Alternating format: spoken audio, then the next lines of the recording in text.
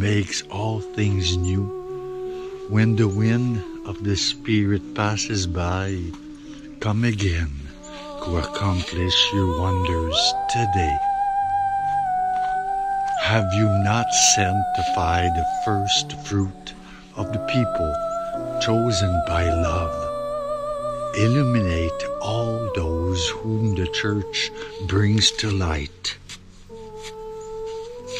In the breeze of the thunder's glare, the Spirit leads us in His song.